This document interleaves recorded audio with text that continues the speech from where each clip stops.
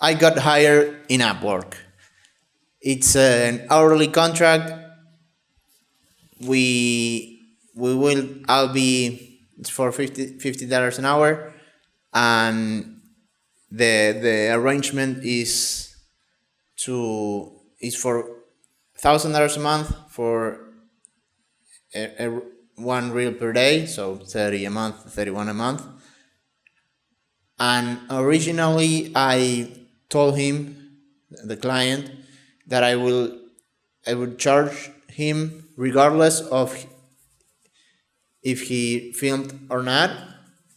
And we post daily, because I wanted full commitment and someone who's fully committed and that will film no matter what, to have content to post every single day.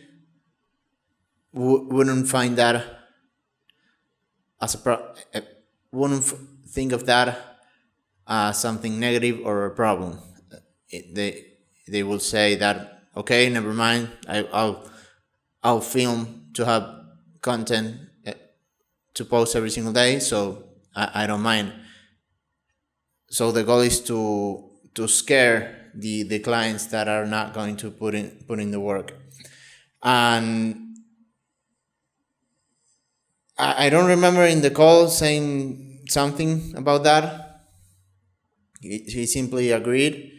And then when he told me that he was going to send the contract on the weekend, he didn't. And then 2 days later, on Tuesday, he sent it, but with a message saying that he cannot get charged if he didn't film, because he is very busy, jam-packed with work, and he cannot have that in mind, and he wouldn't accept that. But that he is fully committed. If I had a lot of work and a lot of demand, I would have told him that no, I don't wanna work if that's the case, because I just want fully committed people. And again, someone who's fully committed knows that no matter what, they will film. But since I don't have demand at all, because I don't have any clients yet, now I do, I had to give in and say yes. I really meant what I said in the call, and I do still mean it. And I also genuinely believe him, and what I was after with what I said, was to make sure that he is fully committed. And I truly believe it, that he is committed. But again, if I had a lot of demand, I wouldn't have accepted that.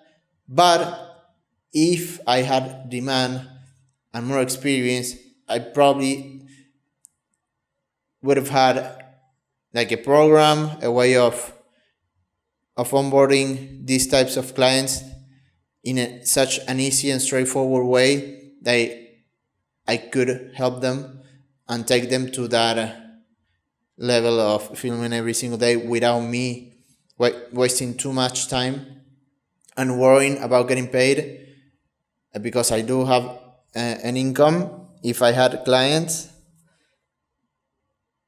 So I think that even though I meant it, and that moving forward, when I get the demand, I will only take on committed clients, even if that ends up being the case. Most likely, with that experience, when I get to that point, I'll build such a great program for fitness coaches. I'll have so many templates, so many experience, so much experience, so much ways of dealing with those problems, that at the end of the day, my job is to help with those problems. At this low level is to help them come up with ideas, get to filming quickly, get the ball rolling, and then having the videos perform well.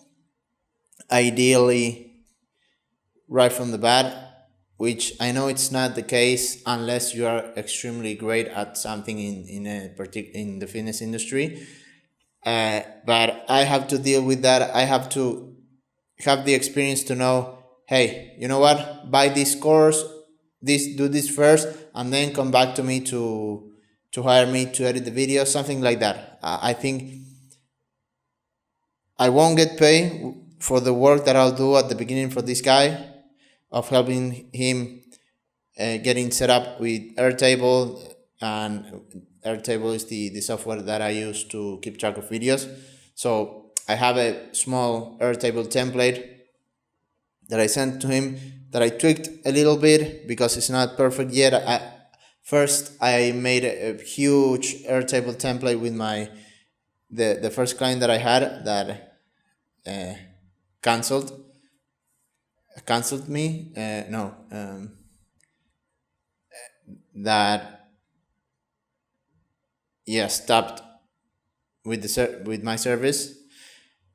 And then I went back to something way more simple because that Airtable system that I built was for that guy who had huge problems, that got overwhelmed with the smallest things. So I tried to do things that I shouldn't have done, because I was trying to solve a problem that is not in my control. It was on his responsibility to not be like, I cannot find another word. I don't want to be disrespectful, but I truly cannot find another word of not being not being a bitch and just film. Like, he got so overwhelmed for just filming, putting himself out there. Like, it was astonishing, but since I didn't have enough demand, I was a bitch myself, but trying to accommodate to that the wrongdoing that he was doing. Not my best day of English fluency. And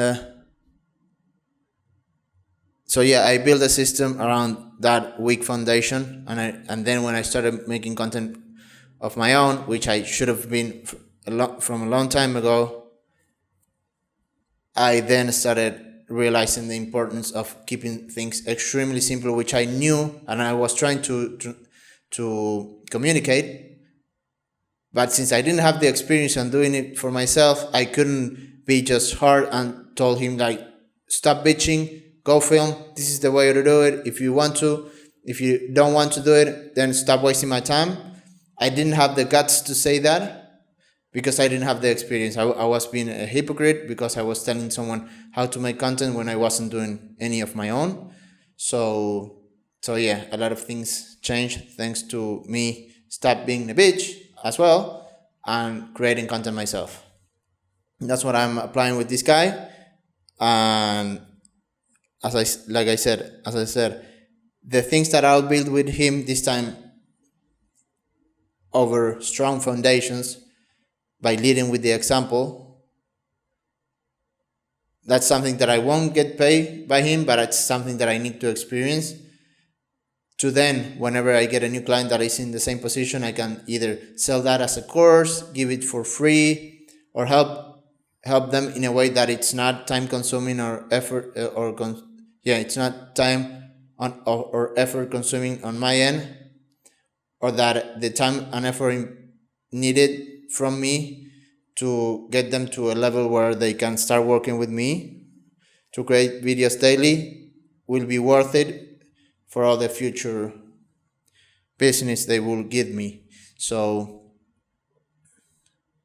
that's the current situation, and I need the experience. I don't have the demand. I've noticed that in Upwork they ask for a lot of things that I know they are useless, or it's not the main point of things, like engaging edits, scroll stopping edits and bullshit like that it is real, but what they think they need from the edit to achieve that is wrong, because they need a good story, and to have a good story,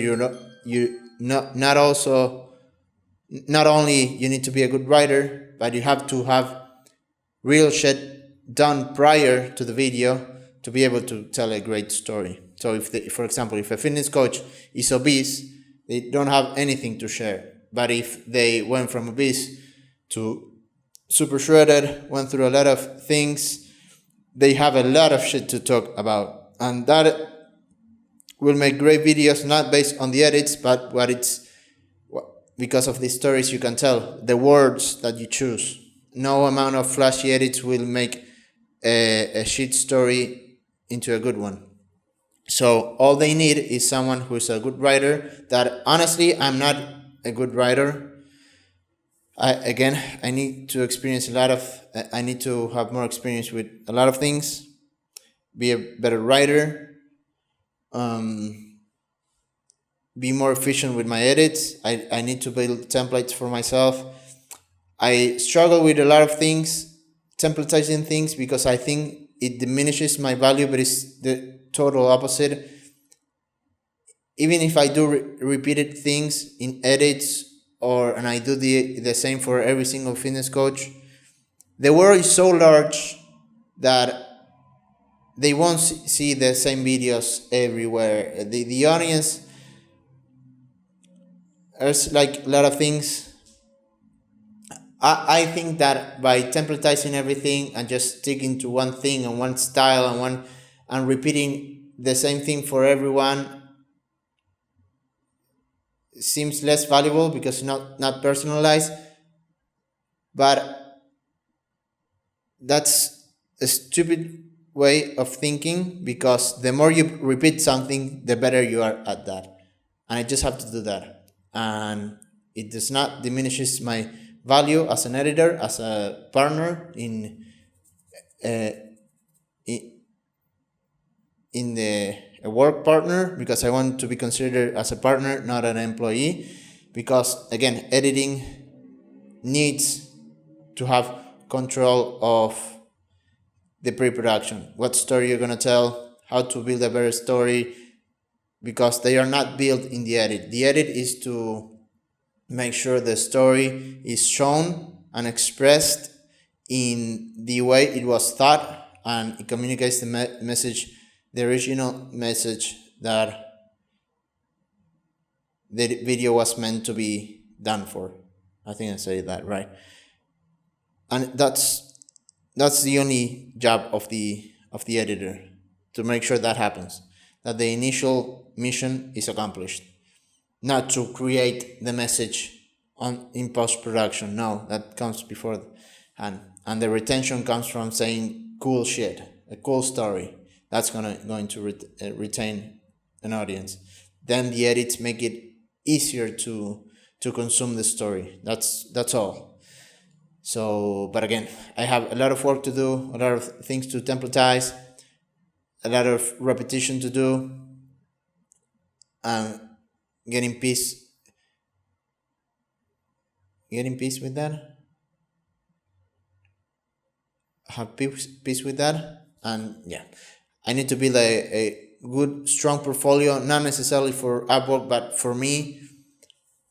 And then, in consequence, it's going to help for Upwork as well. I'm going to even start making YouTube content, I think, because there's a lot of work that in Upwork about YouTube videos, long form videos, and I would love to work for people making good YouTube videos and that have a long-term vision.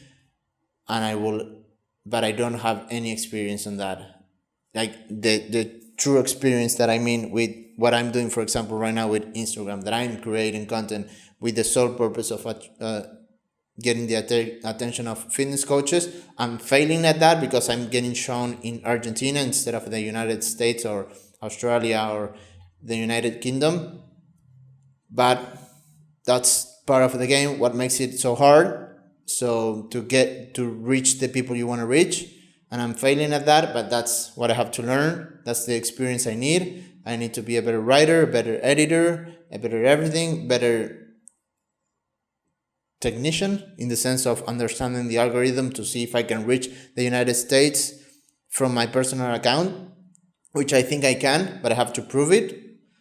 And a lot of things that when I do accomplish all that, I know I'm going to make a shit ton of money, because if I made a lot so far by just having a few skills on video editing, imagine if I truly get this experience, work my fucking ass off every single day, which I'm not accomplishing yet, but this got me fired up. The bad thing is that no matter how fired up I get, I don't translate that into working my ass off for the entire day, every single day, for 30 days in a row.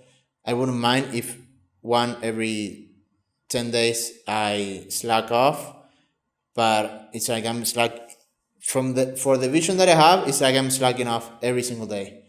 Hopefully that I